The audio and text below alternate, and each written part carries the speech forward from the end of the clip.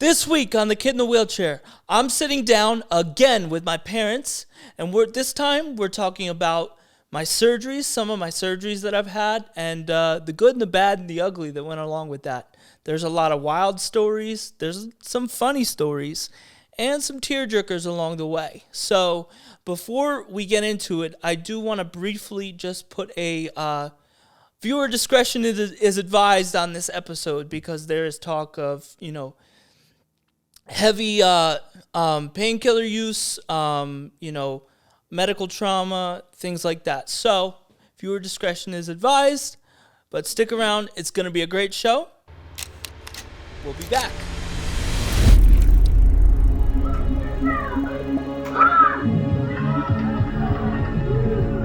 You might know me as the Kid in the Wheelchair because I was diagnosed with cerebral palsy at 18 months old. I'm going to share with you my experience in the healthcare system, growing up different,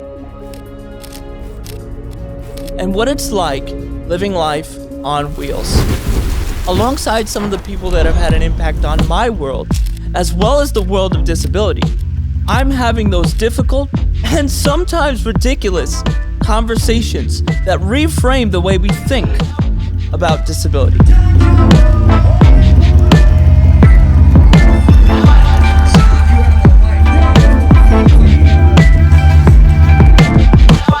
What's up, guys? Welcome back to another episode of The Kid in the Wheelchair. And this week, guess who I dragged back in?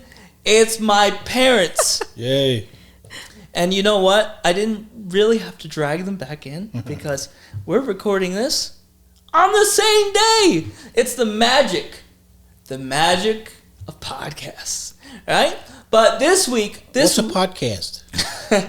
That was when I told Grandma and Grandpa what I was doing. They were like, what is that? What is that? But this week, we're going to, as you heard, we're going to be diving into some of the surgeries that I've had and all the stories and experiences around that. So, once again, welcome to my mom and dad, Melissa and Rick Gilroy. Howdy. Welcome.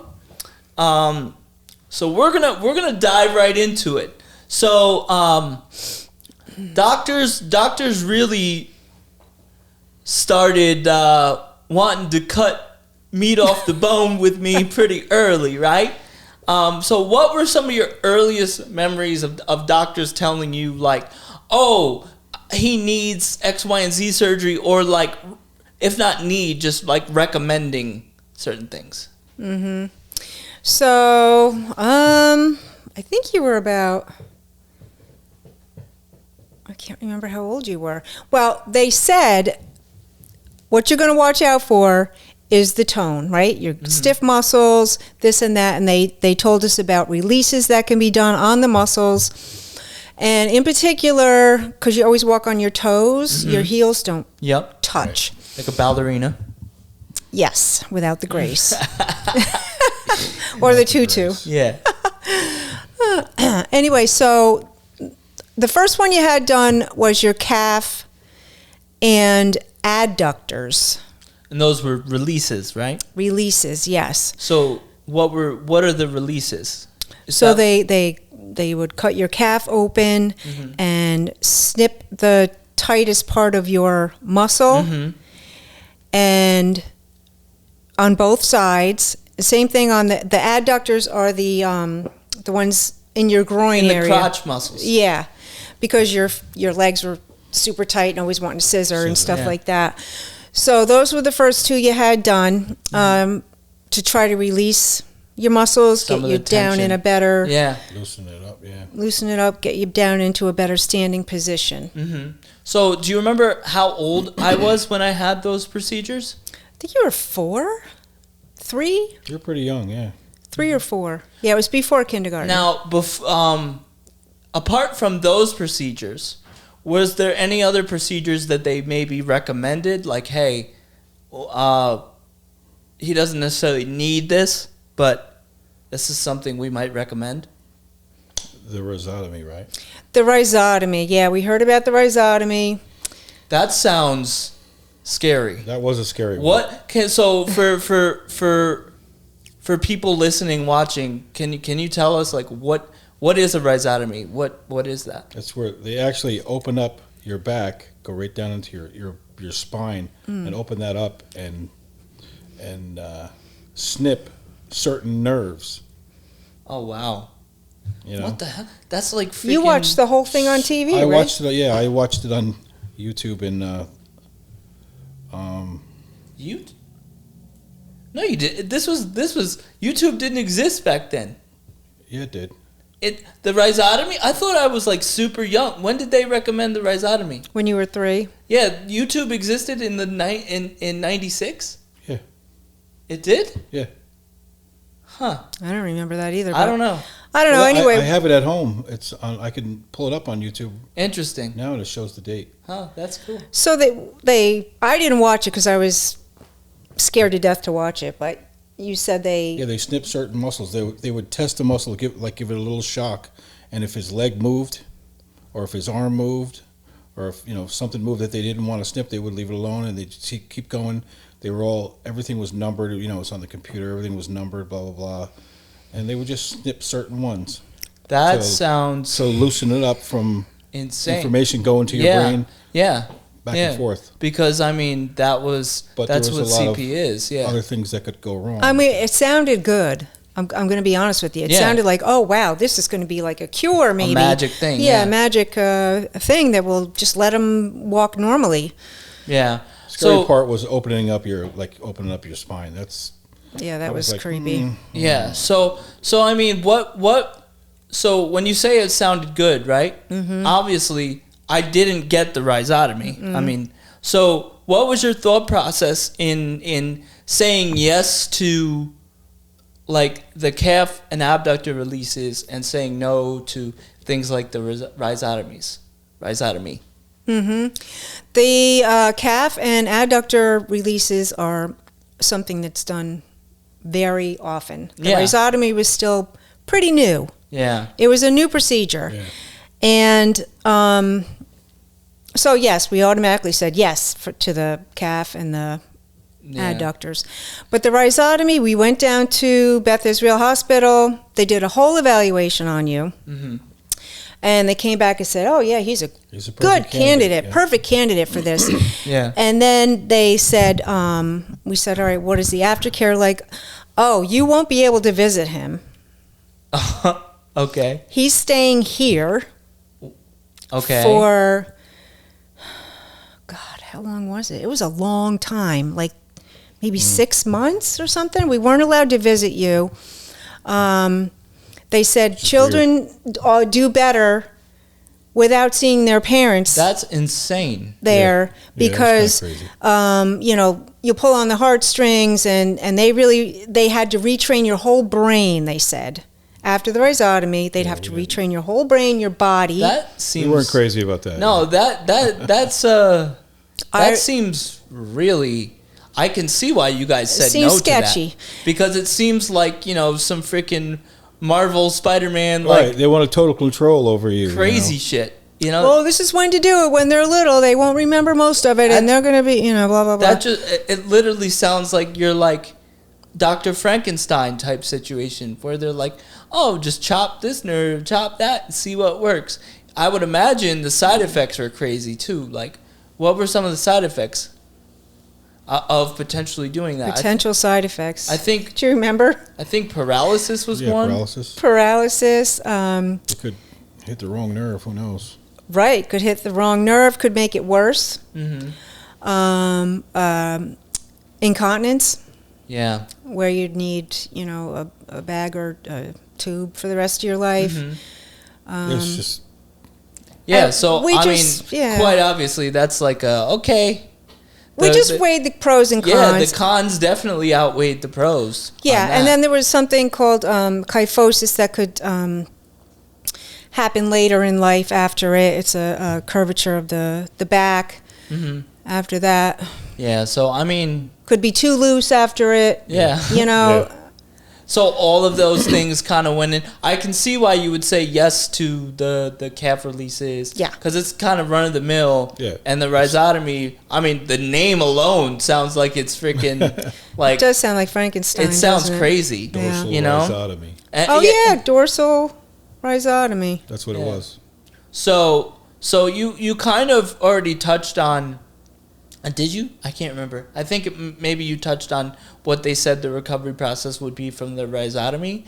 But for the procedures that I did have, the releases, what was my recovery process like from those procedures? You had casts on your legs Mm-hmm. for a little while, just up to your knees, right below the knees. And I was how old? I said I was 4, right? We told. You were 3 or 4. Okay. You were young. I don't remember exactly, but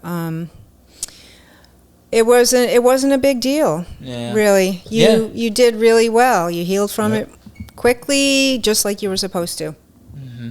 Yep. Yeah. We just had to stretch it out. They said make sure once it's all healed, remember, keep stretching them extra hard. Yeah, I mean, well, to keep it. you guys did that every day for 19 years while I Yeah. was living at home. Yep, to keep it You know? loose. Mhm. Yeah. So I mean, that's really the first procedures that I had. So then my next 2 biggest procedures, those were done on Valentine's Day. Yeah. Happy Valentine's Right? Day, John. So the one upside of this is I did get a lot of free chocolate, so that was pretty cool. You gained a few pounds. That was pretty. Yeah, I left the hospital looking like the Michelin tire man, but You were still cute. which is proof in the intro. You can see. Yeah. I got some boobies in the intro, Boobies. but it's okay. It's all right. Man, boobs are good. All right. Anyway. So that my next 2 big surgical procedures were February 14th, 2002. I think I was in That was 3rd grade. 2, yeah. And this was bilateral hip osteotomies and bilateral hamstring releases. So we already kind of talked about what a release is, right? When they go in and they cut the muscle. Yeah. To be honest, I couldn't even describe it. They cut it and retie it somehow and whatever. But Yeah. the hip osteotomy, what was the reason that they told you that I needed that procedure? Well, I mean, what did doctors tell you, about? They said that they did x-rays of your hips. It was a thing that they always do with kids with cerebral palsy that have tight spastic muscles because it causes your muscles to pull away from your pulls them hips, out of joint, hip yeah. muscles and stuff. Anyway, so it showed that your hip muscles were coming out of joint. Mm-hmm. And your doctor recommended to talk to some surgeons and see if they suggested doing the osteotomy on both. So how many? Do you remember how many doctors you met with? 3. 3. So what did those doctors tell you? The first 2 said they didn't want to do it. They said, "Oh, he looks like he's walking fine," Yeah. and I wouldn't recommend doing it. He's walking Yeah. fine. So they essentially just said wait for it to get worse, Yeah, pretty much. right? Wait for it to get worse and then we'll do it, right?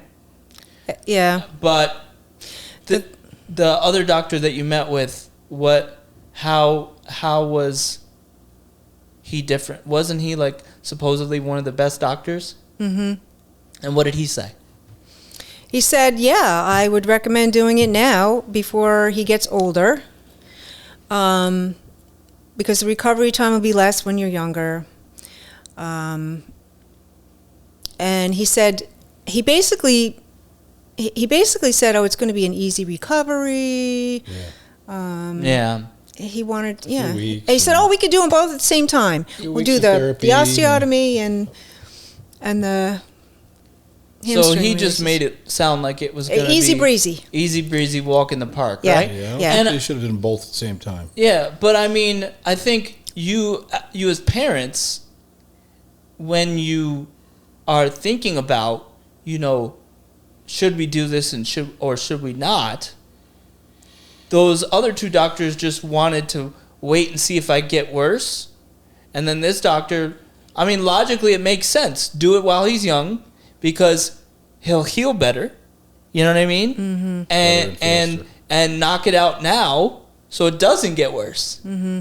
I mean, the logic behind that decision to do that totally makes sense, because if you wait, who knows what could happen? Logically. Yeah. Right? And, I think that the reason why we talk about that is parents of children with disabilities are faced with a lot of It was a tough decision. hard decisions, right? Yeah. Like, you're essentially like, do I subject my child to, because surgery is not easy, even if they, are telling you that it's going to be easy and the recovery time is nothing. Right, it's still You know what I scary. mean? It's like, what do we do? But again, touching on what we talked about last episode, you're in the mindset of I need to do what I think, given the knowledge that I have, is going to be best for my kid, right? Yeah, I think it was more or less sugar-coated, the whole procedure and the recovery and everything. It was pretty much sugar-coated to us Yeah. by the doctor. Yeah. I mean, but like I said, the logic behind you saying yes, given what the doctors told you, Yeah, the doctor that's- told you, that's why we made sense. went ahead with it, yeah. So that's why we went ahead with it. So surgery day, we go to the hospital. It wasn't it like super early in the morning? They always make you go there super early. Yeah, in we the had to morning, be in Yeah, it was early. in the van by 4:00 in the morning. right? Mm-hmm. Yeah, and then so we get there. They do the surgery. So what was life like inside the hospital for me and us as a family after that procedure? Well, it was pretty much hell. Yeah. Yeah. You were in so much pain that Muscle spasms. muscle spasm. They had you on. Nobody seemed to know what to do. Like there's supposed to be like a specialist that manages pain Yeah. management. We kept asking somebody, help us with the pain, Yeah. right? And the only thing they kept doing was hooking you up. At one point, you were on the fentanyl patch and a morphine drip. At the same time? Yes. Holy Well, shit. that's helping with the pain. Yeah, I would say so. Well, but not really, because you were just it constantly was- crying. it was You were not to be consoled. Too much pain. You Yeah. couldn't be consoled. Yeah. And, we were able to stay there with you, thankfully. But Yeah, I mean, I remember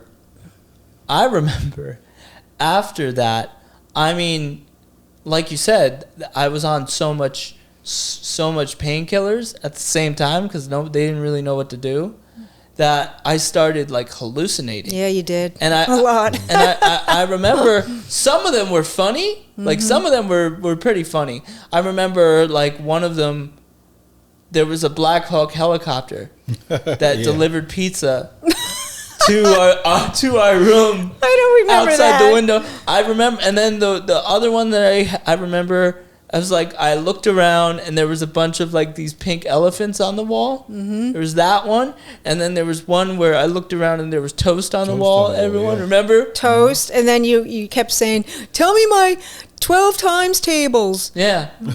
And yeah, you were just saying off the wall stuff. It was weird And and then- scary because yeah. we couldn't control it. I mean the two scariest ones that I remember, I think were probably equally if not more scary for you guys, was one where at the time I was still sharing a bedroom with Dean. So I remember I hallucinated that I was back in the bedroom and I saw my IV and I kept trying to reach over and unhook the IV because I'm like, I'm home. I don't need this. You know? That's right. I forgot you did tell us about that hallucination. Yeah. I forgot all about that one. And I think the scariest one, I'm sure you guys will remember, that I remember is when a TV goes black and white. Mm-hmm. So it was kind of like that, like all the fuzz, but it was all different colors. Like static. And I remember there was like these power lines in my peripheral, whatever, and there was this cube that was going back and forth, and each time the cube got back to my side, it would get smaller. So at 8 years old, in my brain, I'm thinking, that thing's going to disappear, and, I'm going to die. Like, this is it, So I remember I was freaking flailing on the bed. Yeah. Because I couldn't, all I could see was that. I could hear everything that was going on, but all I could see was that. So I remember you guys, I forget who was where, but you guys had to physically, like, straddle me on the bed and restrain me down. You kind of had to, yeah. So that way I didn't hurt myself. Oh, yeah. Yeah, the nurses were overworked, as always, and they didn't really know what to do either. Seemed that way, yeah. It seemed that way. I mean, because when I was in there, I didn't get much sleep either, right? No. You had a roommate. Yeah. I mean, I remember roommate? Dad, you remember that? Like you said, Mom said. Yes, it was like late at night, and oh my God, it was like midnight, and their phone just kept ringing. And waking you up when you finally fell asleep for 5 minutes. Yeah. Finally, you fall asleep, and all of a sudden the phone will ring. And I'm like, this has got to stop. So I snuck over and unplugged her phone. Sorry, people. Put it into that. But anyway, you got sleep. Weren't they like, why are we not getting phone calls? I don't know. They did. The next day they were wondering, I don't understand what's going on. Beats me. That's so funny. Before cell phones. Yeah, because it was the landline, like, hospital cell that big phone. loud ring.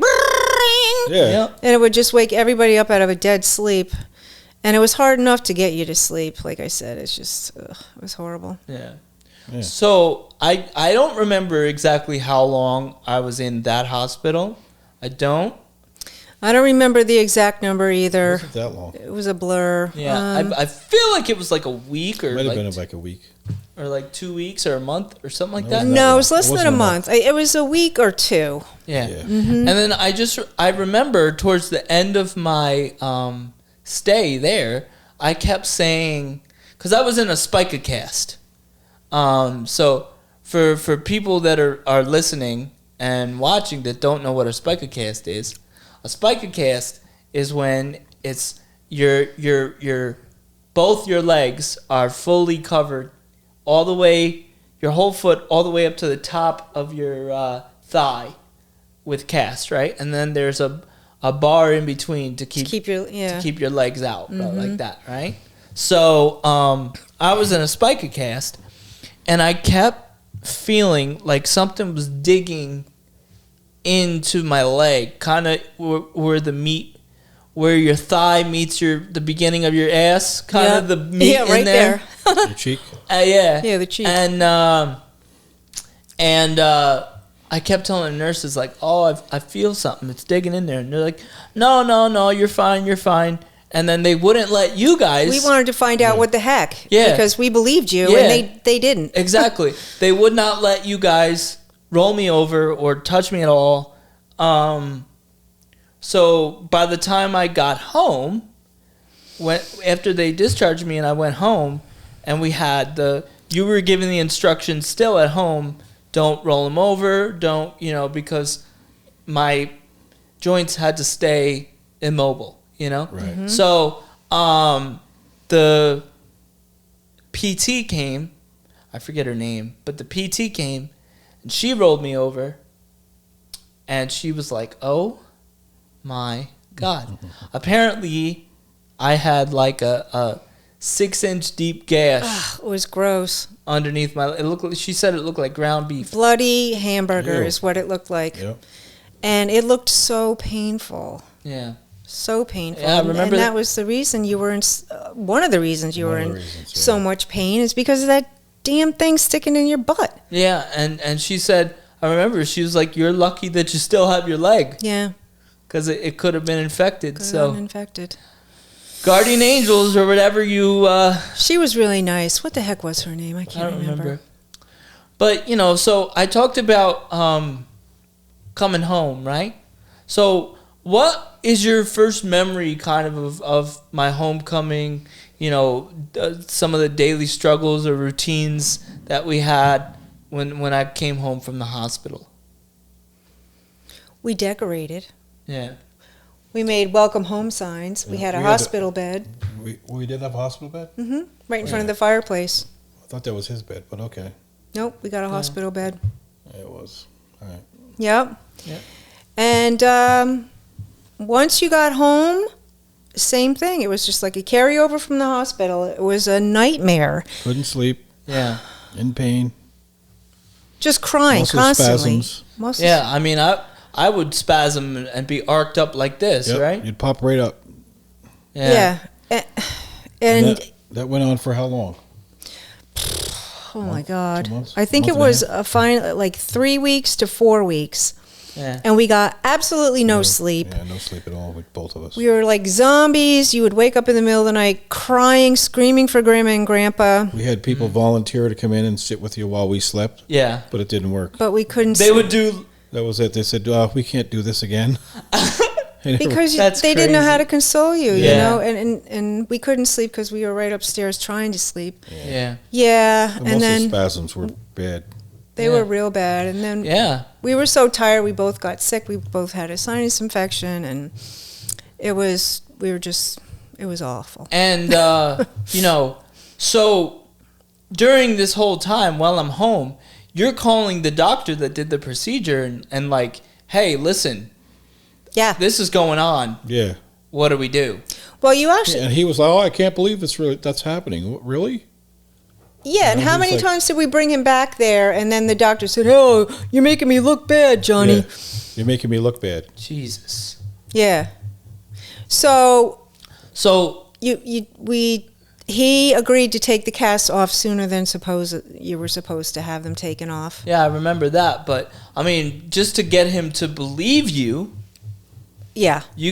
what did you guys have to do just to get him to believe you that this stuff was going on?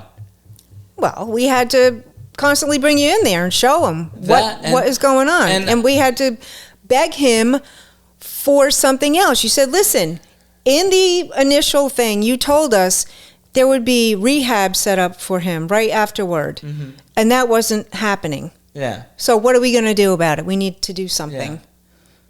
Yeah. Yeah. So did he say anything to that? He said, well, where do you can pick a place. You tell me where you want him to go. What the hell is that? He's the doctor. You tell me. I mean, That's wild. here we were in the initial consultation. He said, oh, yeah, we'll have that all set up before he leaves the hospital. Not a word about it. And we thought, all right, well, maybe you won't need it, right? But obviously you did need it. And nothing was said. Even all those trips back to him, he never mentioned rehab or anything. That's crazy. One of the trips he said, oh, just give it a few weeks. He'll be back to normal. He'll be back in school. Remember that? Wild. Yeah. Yeah. So anyway, when they said, oh, you guys pick one, the only one I knew of was the one we ended up going to. Was the one we ended up going to because, yeah, I knew some kids that went there. Yeah. So we kind of touched on what the process was like in having you decide to have me go to this children's rehab hospital. So the next thing, I don't know if you want to call it a treat or it might bring back some trauma, but I mean, I actually have some clips that you took from doing walkthroughs. Do you remember taking those? I do. Mm-hmm. You do. Yeah, because I mean, it was quite a time. You walked through different areas of the hospital that I went to, and it kind of explained it. So I want to give people kind of a look inside what that was. Explain to him what the hospital was for, right? Well, it was a rehab hospital. Right, for kids from the city mostly. Yeah. It was for kids who have had surgeries or been in car accidents, Yeah. head trauma, Yeah. all kinds of things. Yep. There's a lot Burn of victims. a lot of different stuff. Yeah. So let me pull this up. I'm excited. I'm excited to see this. Here we go. Where did we start? Let's see. Let's start on the walk to my unit. Okay. Cause The yellow unit. the yellow unit. There it is. Hold on. We got. Let's go. Where's the play button, Johnny? Oh, here we go. Hit play. So Big long walk down the hall here. I won't take the whole thing, but so you're rather long. going down, and so that door right there, that was the entrance to The yellow. my unit, right? Yeah, the yellow unit. the yellow And unit. they separated the units into colors, right? Mm-hmm. It was the yellow, which was certain age group. I don't remember the exact one. Neither. And then the green, I remember, was the babies. Mm-hmm. Blue was the oldest. The teenagers, yeah. And then the orange unit was for the people that were eventually able to travel home and back and forth, Right. kind of thing. Yep. Okay, so that's kind of, look at the hospital beds and stuff lining the sides and things like that. I remember that. That's when I remember when we first got there, we went in, right? We went in and we're meeting different people, like different kids on the unit and blah blah blah blah. And it was interesting to me because I realized I think I was like 8 still at the time, that this was very different because I had met with one kid, can't remember his name, but he told me if you have issues, you don't go to the nurses, you come to us first. You come. So it was almost like a prison in that there was Gangs. There was literal definitely were. There's like a hierarchy of power basically. And I Instantly moved to the top. Yep. Yeah. Oh my God, that's funny. I was what do they call that? A lieutenant or whatever they call it. You Captain. know? I was the one. I became friends with one of the head guys in there. He was a good friend of mine. He was a burn victim, and He's a funny kid. he was, man. And they used to call me the peacekeeper. I remember because they used to plan things like. I remember one time he was like, John, we're going to go over to the blue unit, which is like the older kids, and we're going to just like mess stuff up, tip over wheelchairs, tip whatever. Yeah. It was insane. There were a bunch of kids came into your room too and tried stuff. Yeah. And I remember my roommate got jumped one night after dinner. Got jumped. Well, he was annoying. We won't say his name, crazy. but he No, was we annoying. won't say his name, but yeah. He pretty was crazy. annoying, but he didn't deserve to be jumped. Yeah. So the next Nuts. right? Crazy. Insane stuff. The next clip now we got. Let's take a look. Why did it close out? Because you closed it. Oh, duh. Duh. So now we get to see my room. Yay, look at that room. Beautiful. This is his bed. I'll get a picture of him a minute There's later the after room. that. Yeah. Yeah. And the chair next to it. Oh yeah, the chair. That's where we slept. Yay. That's where the designated Lovely. person gets to sleep. Very Always uncomfortable. stays.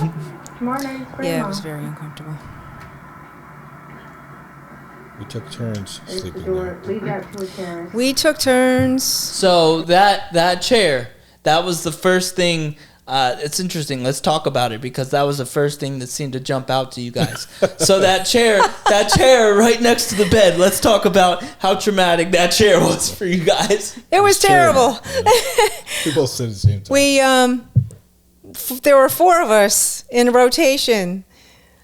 Dad, me, Grandma, Grandpa. We decided, and we weren't the only ones. There were other parents that stayed there as well. Yeah. But we knew that not to leave you alone there. Yeah. After witnessing some of the things that were happening. Yeah. So, yeah, we would take turns on a rotational basis. And the bed was so uncomfortable. And then It's not a bed, that's why it was a chair. yeah, it was a chair, but that's okay. Yeah. It is what it is at this point. Yeah, and then they'd always come in. It's just like a So you guys flip the lights on. You guys would essentially travel Yeah. to and from, and obviously for reasons you guys listening can probably surmise. We can't say the name of the hospitals that I've been in, but so this particular hospital was close to the city, so it was a long drive, right? It was like about an hour and a half. Yep. So you guys drove that drive. How often did you guys do that? Because like you said in the video, you did shifts. We did shifts, yeah. Like, we'd do 2-night shifts, usually. And then, then I'd go home. Sometime I'd stay overnight, and then it'd be the end of my shift. Dad would be on his way up, and I'd go to work right from there. And then, Dad would do his 2 nights, and then Grandma and Grandpa would do that. So somebody was always there. I don't know how often we had to do that. I mean that you did that. It's a lot. Because I was there for a year. Yeah. I was there for a year, and it was only the last few months, I think, I was in the orange unit. You were in the orange unit going back and forth, yeah. Yeah, we did that for a long time. It was So you did. It was tiring. Do you remember because the hospital was right next, like right outside that balcony. That blue door there was. Yeah, if you want to call it a balcony. There was a little balcony, and I remember one night I'm laying in bed and we just see like spotlights and shit. And the alarm went off. Yeah. And it turned out because there was a jail right next to this place, Right down the and road. somebody had gotten out of the jail. Yeah. Yeah. I was freaking out. I'm like, oh my God. I think I was more scared than you were. If you notice that blue door, we got the garbage can wedged in it so it stays open Yeah, for air. yeah, because it was hot as hell in there. Always so hot in there. Yeah, I mean, and I also remember. So basically, the way that those units were set up was it was kind of like a shoehorn. Like, so the rooms were all around the edge, and then the nurses' stations were in the center, right? Yeah, yep. So when I was in there, was I sleeping well at all, or what was going on pain wise and all that stuff? No. I mean, your pain was a little better, but not a lot. You still weren't sleeping well. But Nurses would bust in at night. Yeah. Oh yeah, Shifts. And that, Shift change. They would bust right in, flick the light on, open the cabinets, put their stuff in. yeah, and your roommates would talk all night, and and then I remember I had a roommate. He would not shut up. I won't say his name, but he loved to sing the Star Spangled Banner at the top of his lungs. didn't he call Grandma sexy or something? He said, "Your grandma's hot." And yeah, That was so funny. I think that says it all. Well, Grandma is hot. Oh my God. What were we But- saying? we Somehow he got folded up in his bed, but we won't say how that happened. well started to Yeah, Sorry you to. didn't. because he wouldn't shut up. Yeah. I told him I was going to. So yeah, you were sleeping a little bit better, not immediately, but then we would take notes. We would make notes, and then the next shift a person would come in, like Grandma would take notes. She would tell me when I come in, he did not sleep at all. Yeah. But the nurses told me he slept fine. So that's why you guys took notes, right? Right. So that you knew, we knew what was actually going yeah, yep. on. That's crazy. Yeah, you really, honestly, the best thing is to have an adult with you, a parent with you at all times. Yeah, when you're in the hospital, yeah, absolutely. In a place like that, yeah. Yeah. So, do you remember when I was there? Obviously, I got a lot of different things. I got a lot of different types of interventions, like therapy, aquatherapy, right? Mm-hmm. Yep. Do you remember the place? It looked literally like a whole town. I think you called it. I think you used to call it the village. Yeah, because it looked like one. Right? Exactly.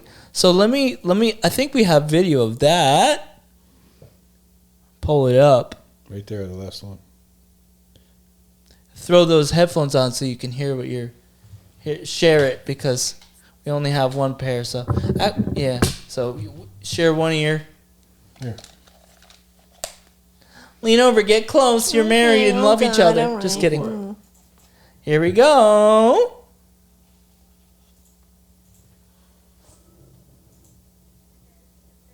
Okay, this is the therapy village. This is where John comes every day for physical therapy.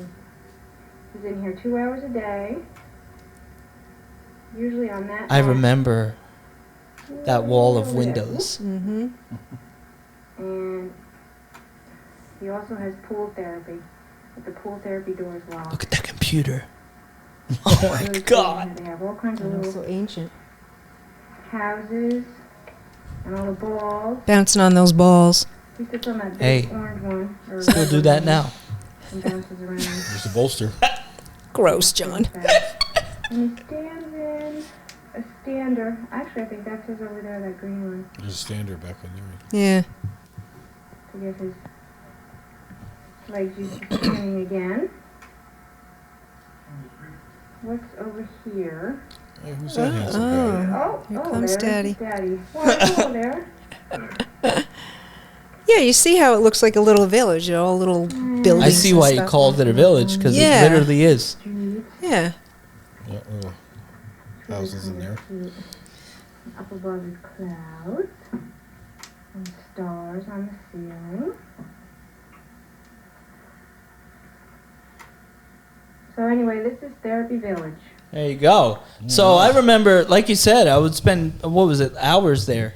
2 hours a day, once an hour in the morning and the hour in the afternoon. And that's when you got there, remember those big leg braces your doctor told you had to wear? The immobile ones, Oh what my were they gosh. called? The long Long leg? leg braces, where you'd have to walk like this. Mm-hmm. And your therapist, when we brought you into the therapy place, she's like, "Oh no, take them off. He's not using Yeah, these." I remember when I first started using those freaking things, they made no sense, because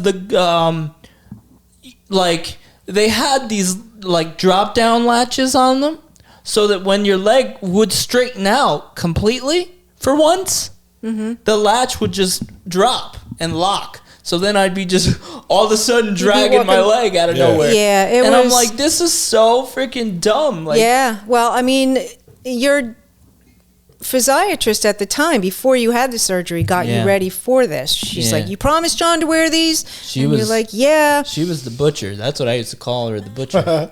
The butcher. Well, she did. I don't know. I don't know if the fact that she didn't have any children of her own didn't helped her. You know, she didn't spent understand. all her money on blue eyeshadow. Well, whatever. So anyway, yeah, we got rid of those stupid long leg braces. Yeah. And you had the best therapist there, I believe. Yeah, she was amazing. She was really good. And I remember looking back at that video, the wall of windows. that was right next to the mat where I used to be. Yep. So I just remember that was so cool to be able to look out at the whole time. You actually went to school there too. Yeah. I mean, if you want to call it a school, it was. We have video of that too. Let's show the people. Let's show the people what the school looked like. You want to put the cans up if you want and take a listen.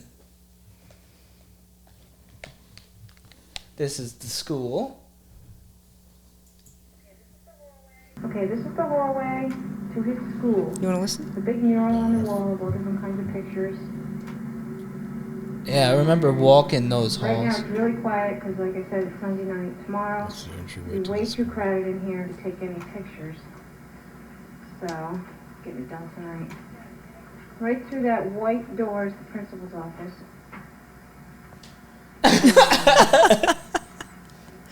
And through these doors are the classrooms.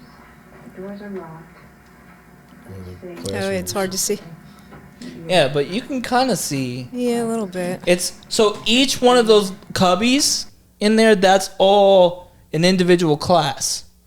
And I remember On the other side of that is a row of windows too, like you said before. Yeah. Yeah.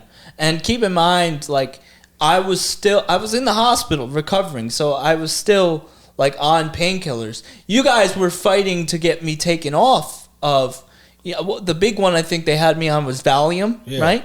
Yeah. And they had me freaking spaced out on Valium. So my teacher, what did my teacher used to say to you guys? Tippy. What did he say? He said, I don't understand. John can't seem to concentrate. He just stares out the window all day long. And you were like, no wonder, because he's on drugs all day. Yeah. They have him on so much Well, Valium. You burn out. didn't need to be on Valium. That is not a painkiller. That Yeah. is like Put him on to Valium calm and send him people to school. down. Yeah, exactly. That's insane. That they're like, I don't know why he just writes his name and then spaces out all day. Spaces out. Meanwhile, you got him facing a window, Look and at you the got him on like, trees. oh my God, yeah. We had to fight like crazy to get you off that stuff. Yeah, that was insane. And I was the remember dumbest thing ever. Along the right side there, that was all like the art classes, Yep. the music room. Yeah. We still have some of the art projects where you could definitely tell I was high as shit when I it was made a little it. trippy. It was interesting because to be honest, I don't even remember learning a single thing from that school. The only thing I remember learning from is when my grandmother took it upon herself to Right. She did some. she set up stations, right? Yep. Around my Like that for room. Grandma. Math station, English station, and she was a teacher too. So was her mother, and she knew how important it was, and that you weren't getting what you needed at that school at the particular time. Yeah. So she set up stations, like you said, math station, social studies, all these different subjects. And if I wanted to progress between each station, I had to get like certain things right and certain things. So honestly, I credit her a lot because, I mean, I was held back for a year because of missing school, literally being sick a year, which I am so thankful that I was held back now. At the time, I was not happy about it. Traumatizing back then. But I mean, now I'm so thankful that happened because, it wouldn't have been the same. I mean, I met a lot of cool people, a lot of my friends, and all that stuff. So none of that would have been possible without it. But also, I don't think I would be where I am cognitively, too. I would have been really behind. You would have been really behind. And, thank God for Grandma. That school, they didn't really hold you accountable. Like, you kids skipped all the time. Oh, yeah. Yeah, it was a joke, really. Yeah, I remember. Two of my friends, they just, like, never would go. They didn't want to go. And some of it, who knows? Maybe they were all drugged up too. I don't know. I don't know Yeah. the reason, but they didn't. Unfortunately, they didn't have the people there with them to make them go. Yeah. Yeah, I remember that. And then We would always try to get, come on, let's go. We're going to school now. You want to Yeah. come with us? And you're like, oh, here we go to school. yeah. Totally. Yeah. Totally. Stoned out of my mind. Yeah. But and then I remember not only did they have the school, but they sometimes had like other programs that you could do. Yeah, recreation Like- program. like- even went on bus places too. They Yeah. took you places, remember? I don't. Yeah. Oh, Tennis. tennis and the Yeah. Bronx Zoo. I just remembered about the See? Bronx Zoo. Yep. I totally forgot about that. Mm-hmm. I just remembered about the Bronx Zoo. That's wild. So there Bronx. was some good things that Yeah. happened. Yeah. And then I remember Grandpa used to always get in trouble on Wednesdays because Wednesday nights were tennis nights, and they'd also do the baths on Yeah. Wednesdays. So the nurses would yell at Grandpa because I wasn't there, and Grandpa would be like, "No, he's doing tennis." So that's what Yeah, recreation and fun outside of the hospital is a little more important than, a shower when you can have a shower tomorrow night. Yeah, exactly. Yeah. And I just remember they also had a giant rec room. Now the video that we have of this is not super long, but it basically, I remember that they had a bunch of all the gaming systems. Like back then it was a PS1 and Yeah. all that stuff. So they had Which was pretty cool. that they had PlayStation that. 1, all that cool stuff. So I'd sit there and you can see I had the harness on to help me sit up straight, and you can kind of see It was a part of the huge knee room. immobilizers. It was a big- But you can see it right here. It's a big place, big room. This was Big look gym. how big it was. There you are. Look how little you are.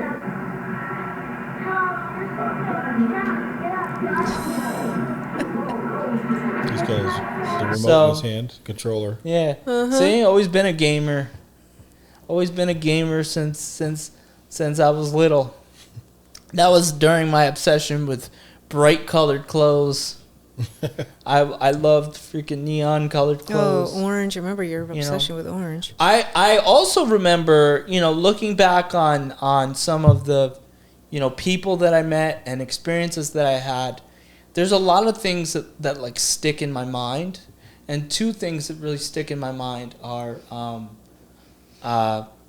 you talked about in that video where you're talking about the therapy room. You say that John had aqua therapy too. Yeah. And I remember they had the tub where they would let the burn victims soak.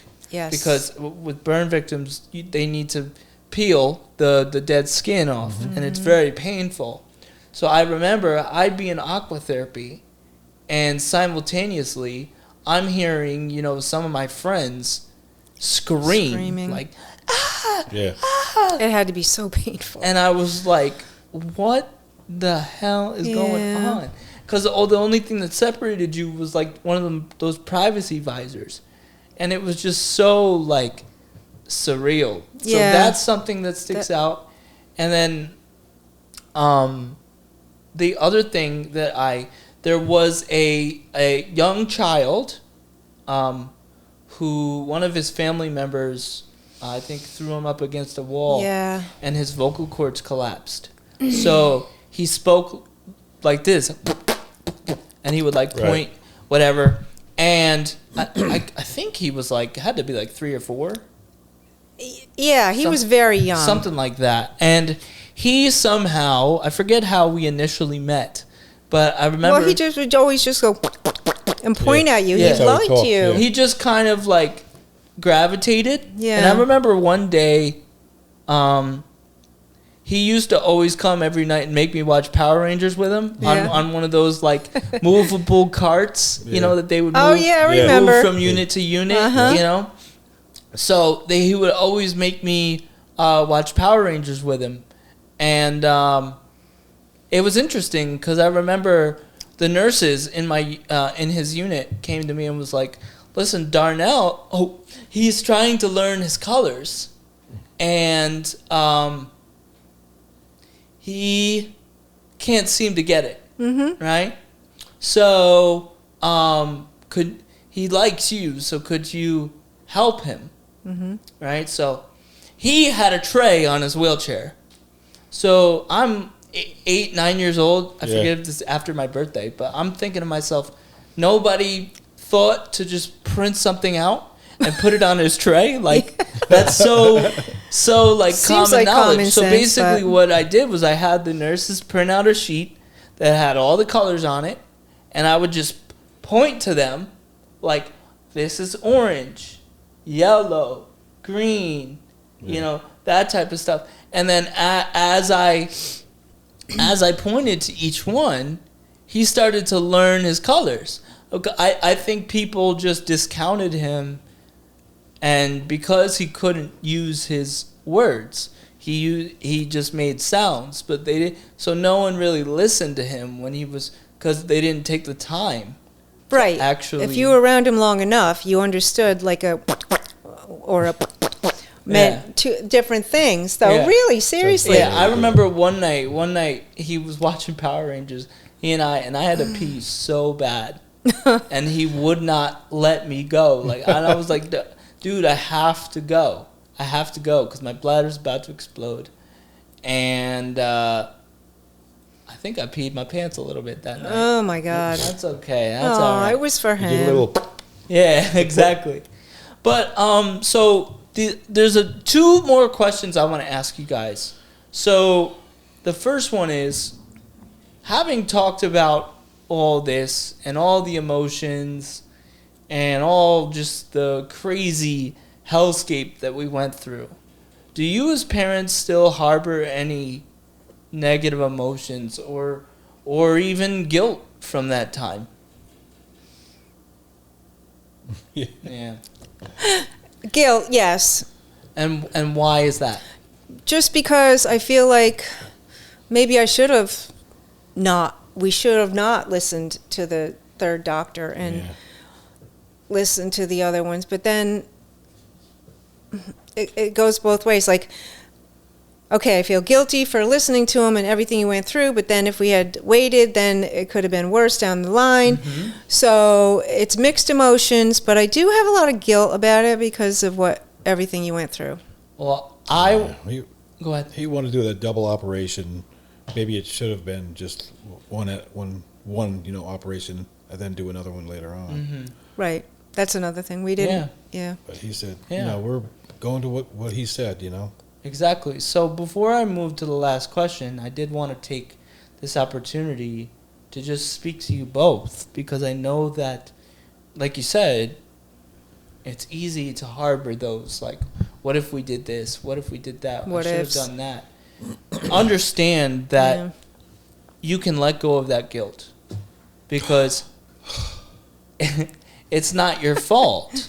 You were following, like you said earlier, like the doctor that said to do this, he was supposedly one of the best doctors. Yep. And also the logic behind it makes sense. Yeah, That you do it exactly. younger so he heals quicker, and they made it seem like it was going to be roses and easy. He'll be back like, to it's going to school be in 3 difficult, weeks. but it's going to be easy, So you as parents had to make the decision to be like, let's do it now while he's young. Right. It makes sense. Yeah. So that's why I want to take a moment to just say, my hope is that after doing this, that you allow yourself to let go of that guilt and understand that you were doing what you had to do as a parent, and that you did a damn good job, and you're still doing a really Oh, well, good thank job. you, John. We appreciate that. I guess.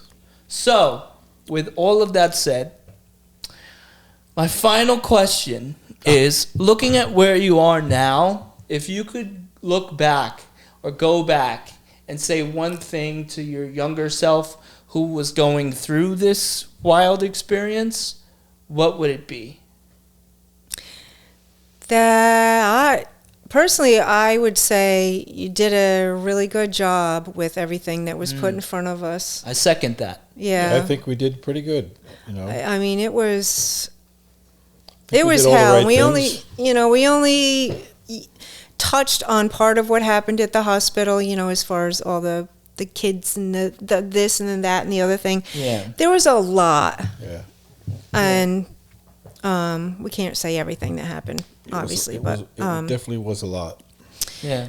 but yeah, I think through it all, you did a good Whole job. lot of gang shit. Whole lot of gang shit going I think we on. made the right decisions though on surgeries and stuff, what not to do and what to do. Yeah, absolutely.